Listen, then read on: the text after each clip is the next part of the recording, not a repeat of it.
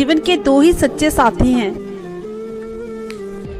एक आपका किया हुआ कर्म और दूसरा परमात्मा। शेष तो सब जे ही मिला और सब जे ही बिछड़ जाएगा।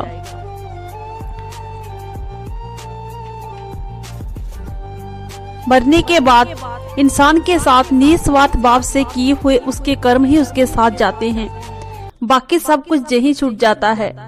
मरने के बाद स्वर्ग के द्वार पर 4 व्यक्ति खड़े थे। इन 4 व्यक्तियों में पहला राजा था, दूसरा बिजनेसमैन था और तीसरा पंडित था और चौथा एक मजदूर था। किसी को भी ये पता नहीं था कि कौन स्वर्ग के अंदर प्रवेश करेगा और कौन वहां से वापस लौट जाएगा। सब इसी उम्मीद में बैठे थे कि कब स्वर्ग का दरवाजा खुलेगा। आपस में बातें कर रहे थे। जैसे कि राजा को मरने से पहले की आदत थी तो उसने अपनी बात सबसे पहले रखी। मैं तो बहुत बड़ा राजा हूँ, मैंने धरती पे अपना बहुत नाम कमाया है, इसलिए पूरी संभावना है कि मैं ही स्वर्ग में जाऊंगा। फिर व्यापारी ने अपनी बात सामने रखी। मैं बोला, मैंने धरती पे खूब धन कमाया है, उन पैसों से मैंने सैकड़ों लोगों की मदद की है, इसलिए मैं ही स्वर्ग का हकदार हूँ। अब बारी थी पंडित की, तो पंडित ने मुंह खोला और सबको कहा, चाहे तुम कुछ भी सोच लो, लेकिन ये बात तो तय है कि स्वर्ग में मैं ही जाऊंगा और स्वर्ग के दरवाजे पे मेरे लिए ही खुलेंगे। तो सब जानते हैं कि पंडित दिन रात भगवान को याद करते हैं, इसीलिए स्वाभाविक है कि स्वर्ग में पंडित का स्वागत किया जाएगा। जब सबने अपना अपना पक्ष रखा तब उसकी सबकी नजर उस मजदूर पे थी जो चुपचाप अपनी नजरें नीचे झुकाए बिना कुछ बोले वहीं पर खड़ा रहा। स्वर्ग का दरवाजा खुला और वहां पर एक देवदूत आकर खड़ा हो गया। देवदूत के हाथों में एक पुस्तक थी जिसमें इन सबके कर्मों के बारे में लिखा हुआ था। देवदूत ने सबसे पहले राजा को अपने पास बुलाया और उसको पूछा कि तुमने अपने जीवन में क्या क्या अच्छे कर्म किए हैं। मैं उन्हें इस पुस्तक में देखकर फैसला करूंगा कि तुम्हें अंदर आने देना है या नहीं। राजा ने कहा, मेरे राज्य जितना बड़ा था उतना ही समुद्र था और मेरे राज्य के सभी लोग खुशहाल थे, सभी बड़े आनंद से रहते थे। मैंने उन्हें कभी किसी चीज की कमी नहीं होने दी। यही मेरे अच्छे कर्म हैं। देवदूत ने अपनी पुस्तक में देखा और देखने के बाद राजा से कहा, तुम सच बोलते हो, तुमने अपने राज्य की प्रजा का बहुत सुखी रखा था, लेकिन तूने अपने राज्य की सीमा बढ़ाने के लिए जितने युद्ध किए थे उन युद्ध की वजह से हजारों सैनिकों की जान चली गई। उन हजारों सैनिकों के तुम परिवार के दुख का कारण बने, इसलिए तुम स्वर्ग में नहीं आ सकते। अब बारी व्यापारी की। व्यापारी से जब देवदूत ने पूछा कि तुम्हारे अच्छे कर्म क्या है, तो व्यापारी ने उससे कहा, मैंने सैकड़ों लोगों को खाना खिलाया, कई आश्रम में दान किया, गरीब लोगों के लिए घर बनाकर दिया। ये मेरे लिए सबसे अच्छे कर्म हैं। देवदूत ने फिर से अपनी पुस्तक खोली और उसमें देखा, तो देखने के बाद व्यापारी से कहा, तुम्हारा कहना भी ठीक है कि तुमने बहुत दान धर्म किया है, लेकिन ये दान धर्म तुमने जिन पैसों से किया है,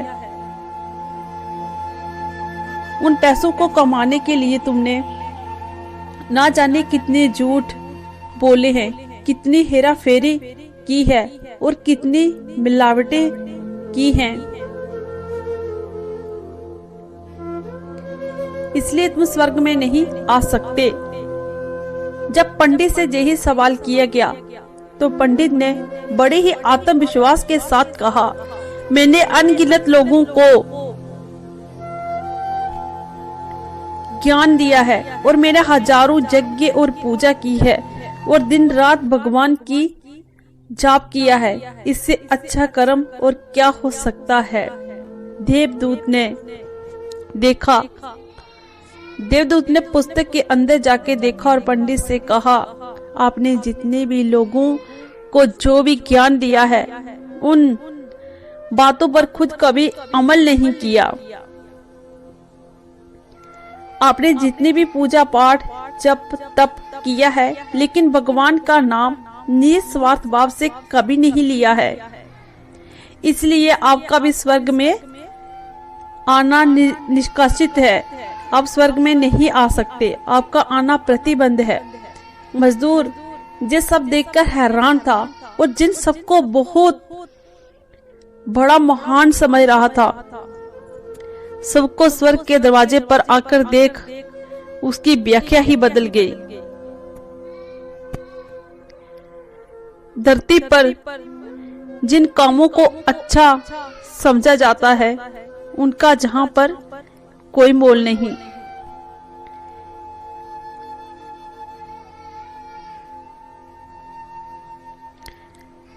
जमदूत ने जब उस मजदूर को अपने पास बुलाया और उससे पहले कि वह उससे उसके कर्मों के बारे में पूछता, मजदूर बोल पड़ा, प्रभु मैं जानता हूं कि मैं स्वर्ग में आने के लायक नहीं हूं, लेकिन फिर भी एक बार बाहर से ही स्वर्ग को झांक कर देखना चाहता हूं। बस इससे ज्यादा मेरी कोई इच्छा नहीं है।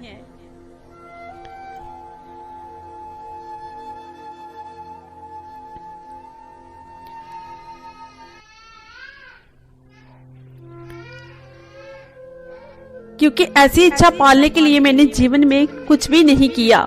मैं पूरा दिन मेहनत करता और जो भी पैसे कमाता उन्हें अपने परिवार के पालन पोषण में खर्च कर देता, इसलिए धर्म के लिए कुछ नहीं बचा सका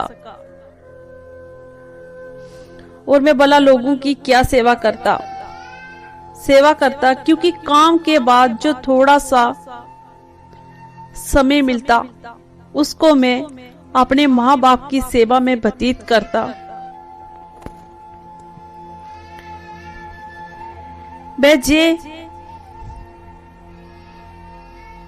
सब करने के बाद कभी कभी मंदिर भी चला जाता और भगवान से जैसा ही मुझे दिया है उस जीवन के लिए धन्यवाद कहता। देवदूत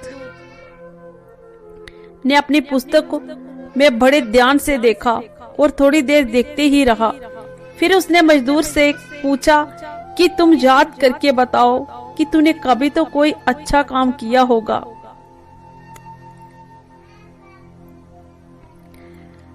मजदूर ने थोड़ी देर सोचने के बाद बोला, हाँ मुझे थोड़ा थोड़ा याद है। एक बार मैं बहुत भूखा था और मैं खाना खाने ही बैठा था कि एक बहुत ही कमजोर कुत्ता जो ठीक से चल नहीं पा रहा था, वह मेरे पास आ गया और मेरे खाने को देखने लगा।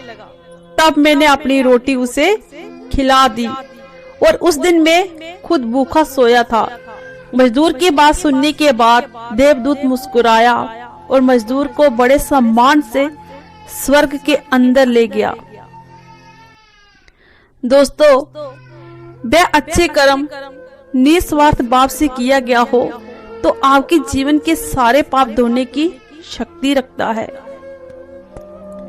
इसलिए जब भी मौका मिले निस्वार्थ भाव से वे अच्छे मन से अच्छे कर्म किया करें। उन कर्मों का हिसाब कभी ना रखें। एक हाथ से दान करें तो दूसरे हाथ को पता ना चले। जीवन के दो ही सच्चे साथी हैं, एक आपका किया हुआ कर्म और दूसरा परमात्मा। शेष तो सब यही मिला है, वो सब यही बिछड़ जाएगा। हमारे कर्मों का हिसाब हमारे पास ही नहीं, उस परमेश्वर के पास भी होता है। इसलिए अपने कर्मों का हिसाब खुद अकेले मत रखो। बोलिए राधे कृष्ण, राधे कृष्ण, राधे राधे। अगर मेरी वीडियो पसंद आए तो लाइक कर देना, कमेंट बॉक्स में राधे कृष्ण जरूर लिखना। जय श्री कृष्णा।